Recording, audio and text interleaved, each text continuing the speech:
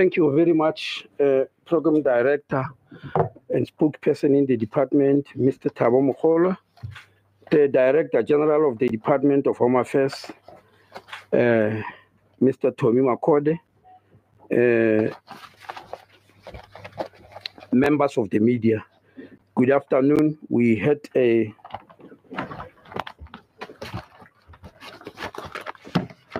apology from the Deputy Minister of Home Affairs, Mr. Nzuza, who is ill-disposed. But anyway, let me go straight into the issues that brought me here today. But before that, I would like to mention the Mr. Yusuf Simons, who is connecting from Cape Town, is there not as the provincial manager of Home Affairs in Cape Town, but it's because when this Operation Vulindlela was being undertaken, he was the acting Deputy Director General of Immigration. So he's joining our meeting in that regard. There you can see him on the screen.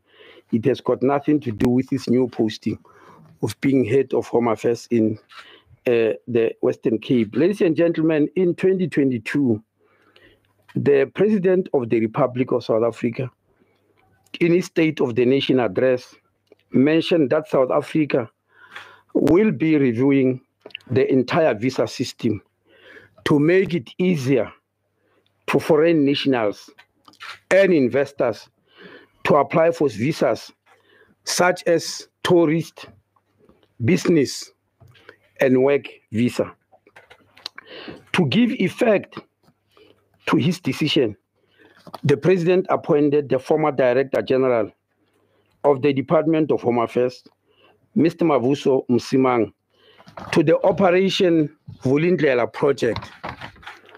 A report with recommendations was tabled to this effect. This report contained 4 process recommendations and 4 policy recommendations. In other words, in the process recommendation, a change of processes with the Department of Home Affairs is engaged with whenever they process visas. And in the policy recommendations are policies that need to be changed, new ones, not that need to be added. But unfortunately, some of the recommendations, a change of law, can't change a law in the recommendations. So I do notice some media houses know about the recommendations and they might be confused why they are not on the amendment regulations. And I'm trying to explain that nobody change a law through a regulations. It's not done like that. Regulations are based on the laws. So if you need to change the law, you must amend that law. And I'm sure you are aware that in terms of immigration laws in the department, we are busy with the process of the white paper, where we're saying we're going to repeal most of the laws that work in the area of immigration, being the Citizenship Act of 1995, the Refugee Act of 1998, and the Immigration Act of 2002. So most of the changes will appear there. For now, we're only making changes that can be changed through regulations. And so those changes, you'll find them in terms of 4 process ones and 4 policy ones.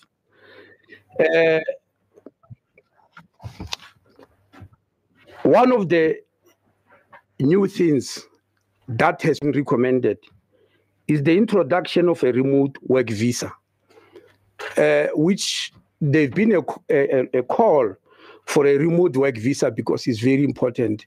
And I want to explain exactly what it is. There are people who want to stay in South Africa, but while they are working for other countries, in other words, they are not employed by South Africa. They are employed by other countries, mostly in the fields of auditing, IT, and finance. Those areas you can do them for your employer while you are not in that particular country.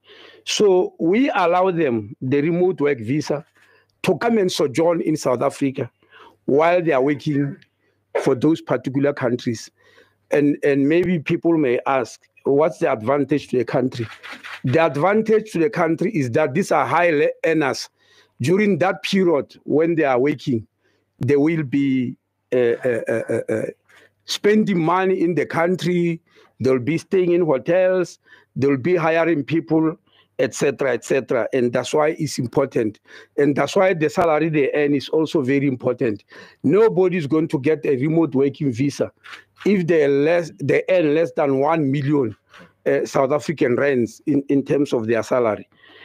We also introduce the point-based system for general work visa as contemplated in Section 9.2 of the Immigration Act. And I've noticed that there was also a bit of confusion in this regard. It might be important for me to read for you what Section 19.2 of the Immigration Act says in order for you to understand what we are dealing with here.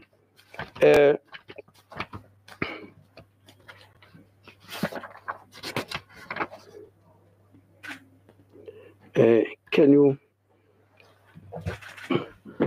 you try to get it for me here? So we've introduced a point-based system to general work visa. And I've seen that there have been some confusion between the general work visa and the critical skills visa. I want you to understand the differentiation between the two. Section 19.2, the heading there is in the Immigration Act, number 13 of 2000.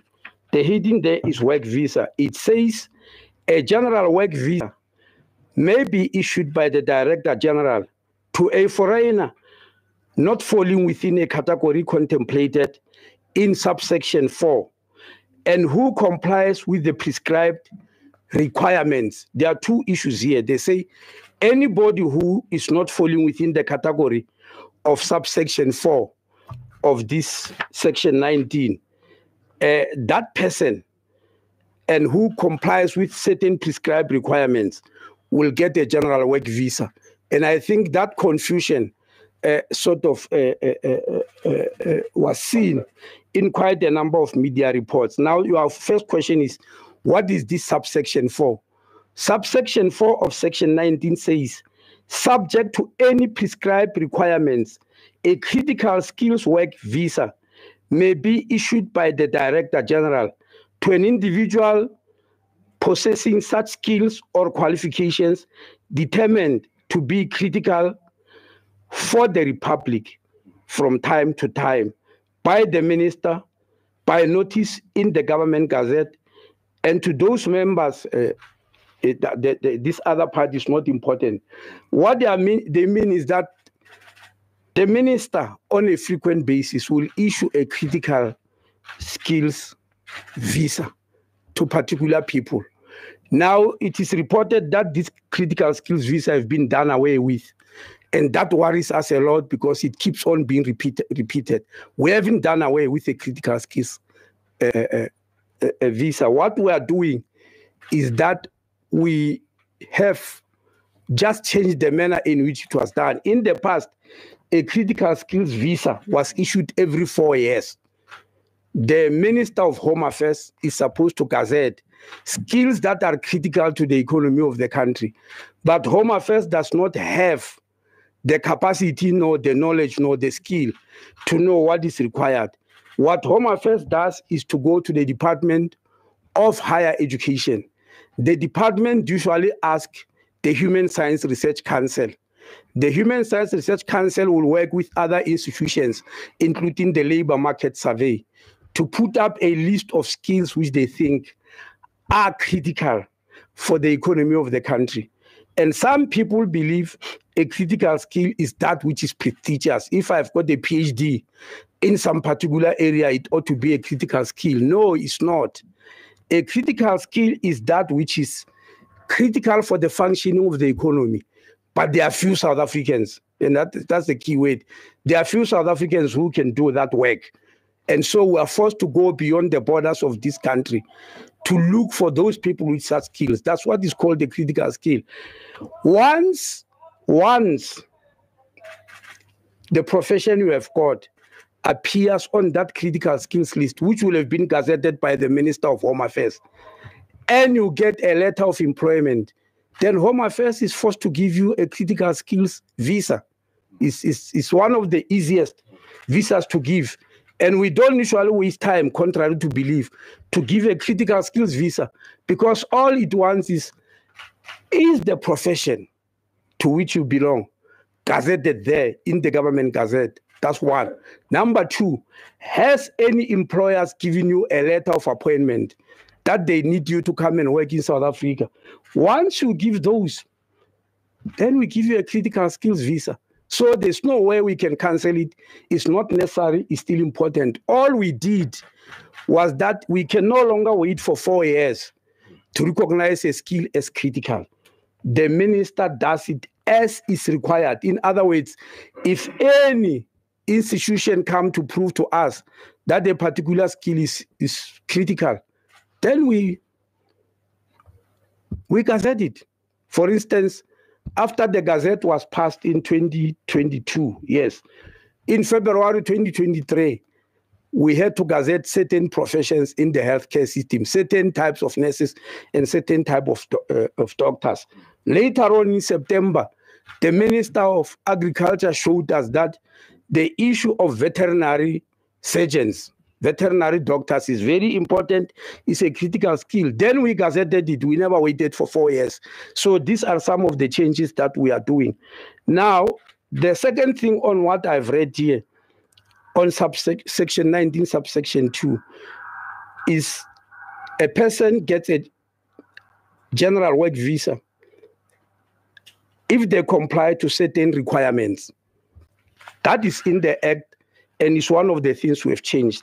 What are the certain requirements? Those requirements for the general work visa are found in Regulation 19, not Section 19 of the Act. Sorry, not Regulation 19, Regulation 18 of the Act, 18.2, and I want to read it to you to understand. It says an application for a general work visa shall be accompanied by, 1, a letter issued to the prospective employer by the Department of Labor to the effect that a certification has been able to be issued to the department confirming that despite a diligent, the prospective employer has been unable to find a suitable citizen or permanent resident with qualifications or skills and experience equivalent to those by the applicant here being the foreign national. So it means the Department of Labor must be satisfied first that the employer has searched. Now you will agree with me, that's a very tedious job. It wasn't done in most cases. You can go and check in the hospitality industry, in domestic work, in agriculture. There are people who are general workers there, but they never went through this process. And there are already many of them. What we have now done is to do away with this process of having to go to the Department of Labor and proving that a South African cannot do the work. We have now done away with that, and we are saying we are going to give you a general work visa based on the point system. That's where the point system comes in. It has got nothing to do with critical skills. We give certain points. When those points reach a particular mark, then you get your visa. So you don't have to, in other words, we sidestep the Department of Labor. It's no longer going to be part of our process. That's what we mean by the point-based system, and I need to repeat it. The point-based system is about the general work visa, whereby you no longer have to go to the Department of Labor and Employment, but based on certain points which you are going to allocate. And I want to emphasize, the manner in which the points are allocated is still going to be gazetted. It's not in the gazette now. For public comments, members of the public are going to have to comment. I thought this is very clear. So please, we did not do away with the critical skills list. The critical skill list still exists. The only change on the critical skills list is that it doesn't have to wait for 4 years. Any person who can show us that a particular skill is critical and we get convinced, we will gazette it. So we'll gazette again and again and again. That's the only change. But the critical skills visa stays. The general work visa, on the other hand, you are no longer going to need to go to the Department of Labor. We are going to give you points. On the basis of that points, you have to reach a particular mark, then you get your general work visa. And this is still going to be gazetted. That means the points. Now, the other thing is the introduction of the trusted employer scheme. What do we mean by a trusted employer scheme?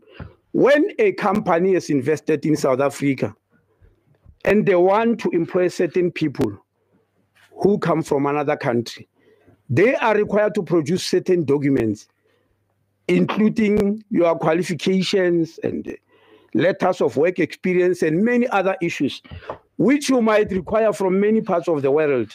Those were collected by Home Affairs, and it was taking time. Like even going to SAQA and ask if this qualification is equivalent to a relevant qualification in South Africa. Those were tedious things that were delaying visas, including police clearance and all that. Now, in the trusted employer scheme, what we say is this: employer, you are the ones who want this person to come from a particular country and work here. Go around and collect all these documents yourself. We in Home Affairs, we stand aside. You rush because you are the ones who want this employee.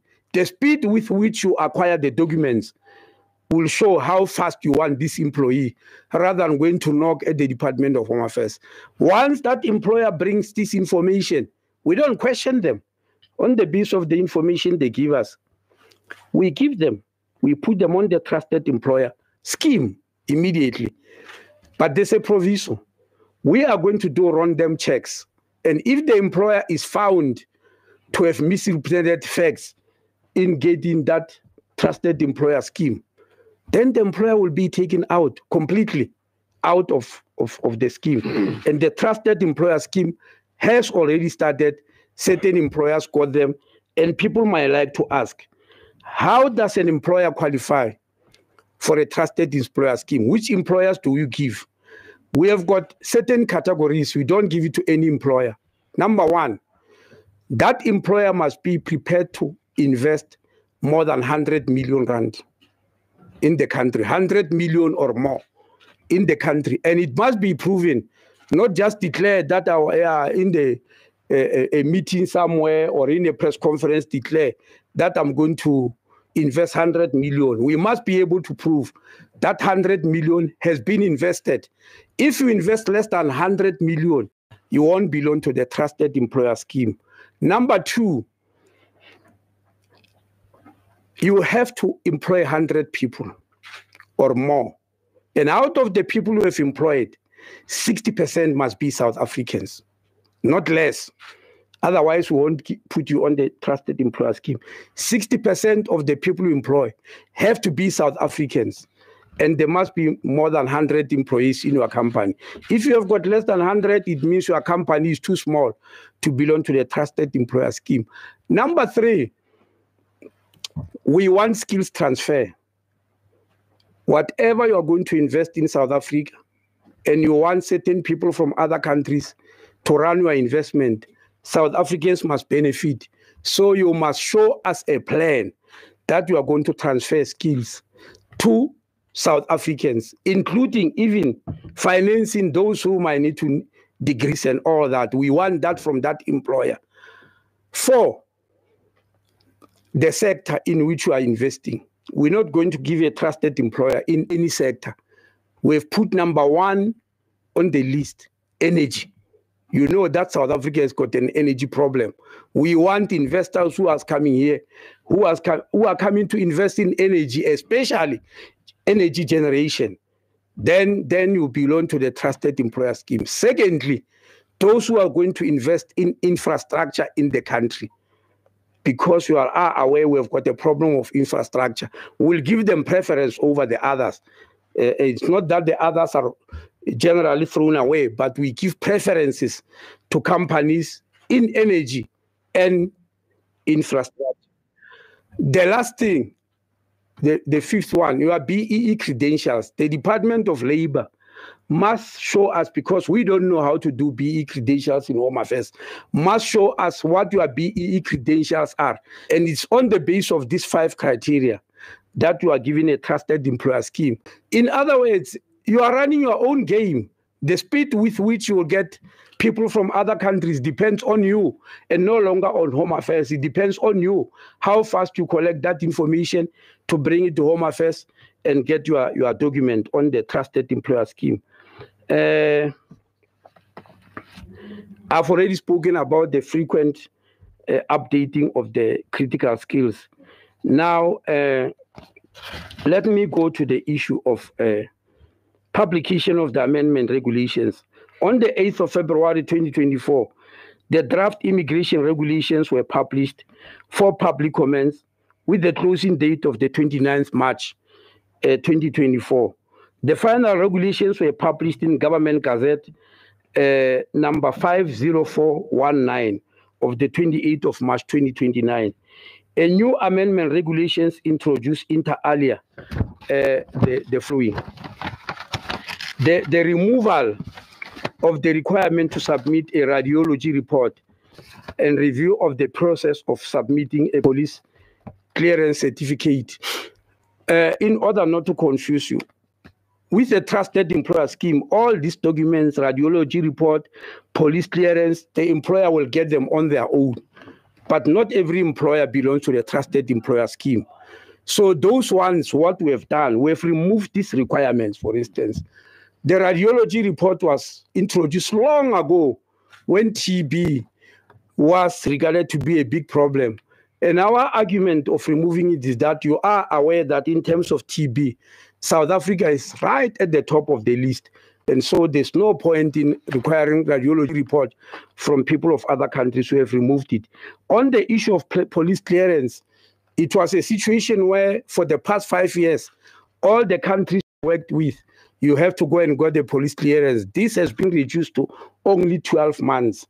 Only in the country where you have worked for the past 12 months, you must go and get the police clearance report. If you have worked in other countries more than 12 months before, then that's no longer needed. We also including the modernizing of IT systems. That's very important. And increasing the capacity of the immigration branch. That's also important. The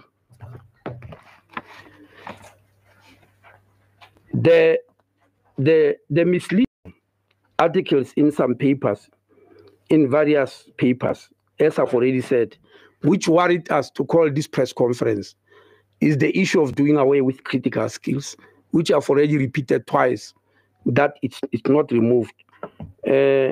Now,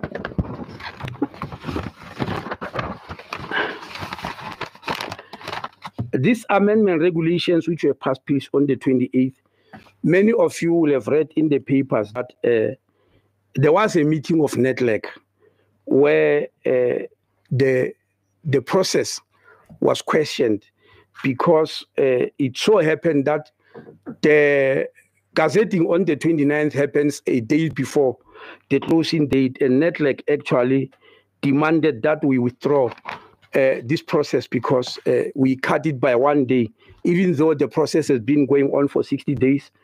I, as the minister, agree with them and believe maybe it was ill-advised to gazette at the time as we did.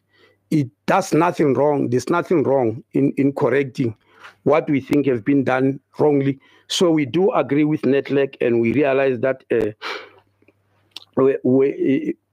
I personally maybe was ill-advised to have allowed that to happen. And so it will be important for me to listen to those who are raising issues.